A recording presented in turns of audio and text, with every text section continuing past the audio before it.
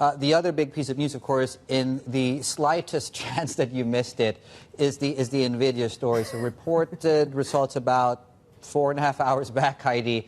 Revenue, okay, here's the thing, right? So this is a company that reported almost 100% jump in revenue year on year. And here's the market. We're looking at the guidance and like, oh, they missed the forecast. They missed the lofty forecast. 37.5 billion is the revenue guidance coming out of Nvidia, which actually came in and on a factual basis, fine. Slightly lower than some of the forecasts here, which I think as high as 41 billion from the street here.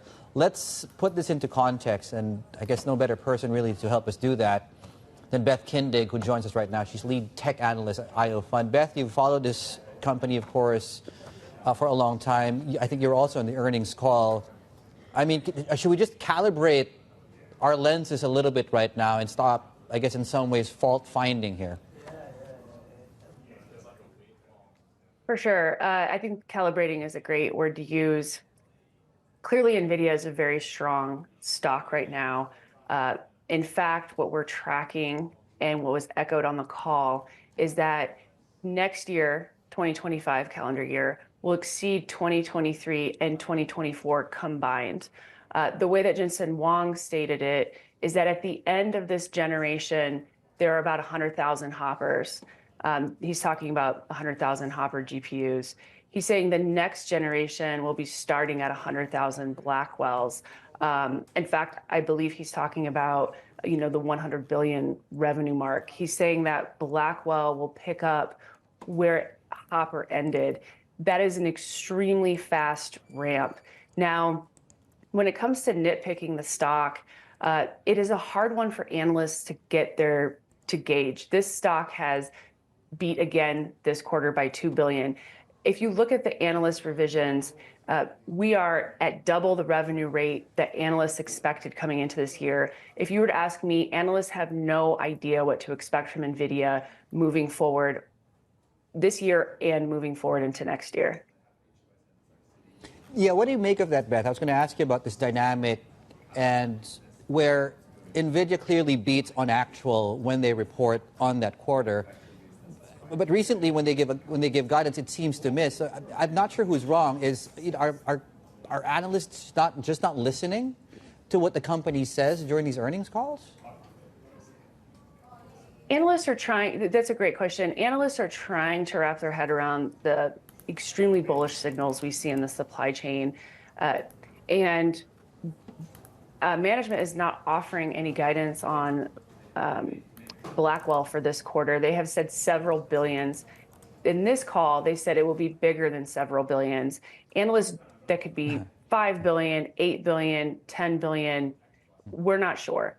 And I like that aspect about Nvidia's management. As you stated, I've tracked this management team very closely. I like that they're tight-lipped right when this big generation is ramping. It has allowed the stock to maybe take a breather. And in our opinion, it's a buy on dips before that Blackwell impact hits.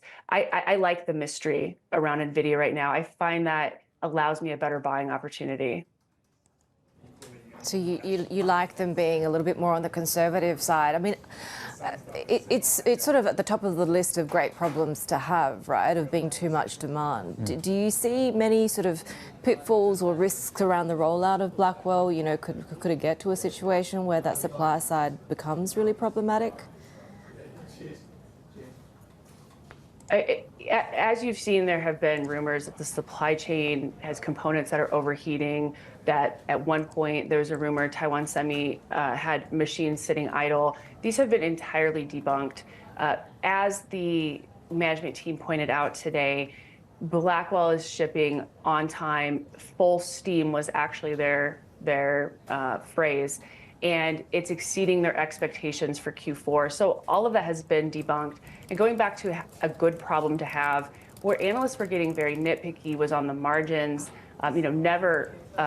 Never underestimate Wall Street's ability to miss the bigger picture. They're really nitpicking this company on a 200 bips margin contraction. If you look at the bigger picture, this company has double the operating margin of any other Mag 7 outside of Microsoft. To nitpick Nvidia on those margins is truly missing the big picture, which again goes back to the fact that what we will see next year will exceed 2023 and 2024 combined. And the CFO alleviated those fears around margins by saying we should exit the year back in the mid 70s on gross margin. So all is well with Nvidia. Do you see any more potential for sort of unexpected upside from policy regulatory loosening, right? We know that that's one of the, maybe not the top priority, but certainly one of the priorities that have been raised by the incoming Trump administration. Where I see the Trump administration affecting Nvidia actually does not have as much to do with Nvidia. It has to do with all of Nvidia's peers, the broader semiconductor sector. I believe the market is already pricing this in. We're seeing weakness more broadly in the semiconductor sector. Many of these, even AI leaders, are meaningfully below their all-time highs. When you look at ETFs, SMH, or SOX, those ETFs are showing us they are 20% or 15% below all-time highs, while the S&P 500 is making new all-time highs. I believe the biggest impact Nvidia will face is actually peer pressure from the other semiconductor companies that can't overcome tariffs as easily as a company where their supply is already their supply is already sold out for next year. Nvidia's supply is sold out. They can easily overcome any of these headwinds, but their peers cannot. And I would watch that piece in terms of pressure on Nvidia's price. Right. You did mention that, Beth. Just going into next year, China and tariffs might start to feature more prominently in this conversation. I want to pick up on one of the points you just made earlier on, where the management has largely been tight-lipped on giving us specific figures. Is there anything we can glean, though, from its big and a handful of customers in terms of their CapEx plans and what we can learn from that to extrapolate where this Nvidia story will be this time next year? Absolutely. That is an area my firm specializes in. The fiscal year estimates from analysts are at 185. We are tracking a minimum of 210. So that's a roughly 30% upside. What that upside is based on are the NVL 72 systems and the orders that we have seen come through for those systems. What that estimate does not take into account is pricing power. If we zoom out and look at other systems, the DGX systems with Blackwell, they're priced 40% higher than Hopper. So when you take all of these pieces together, we're looking, we believe, a minimum of $210 billion next year in NVIDIA's data center.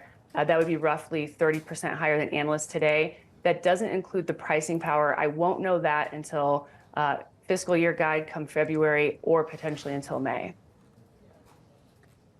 Beth, one of the things that you mentioned here, and I'm going to put that in quotation marks, 1 weak link, and you talked already about guidance there, but just help us understand why that might be something to watch as a, again, potential red flag moving forward.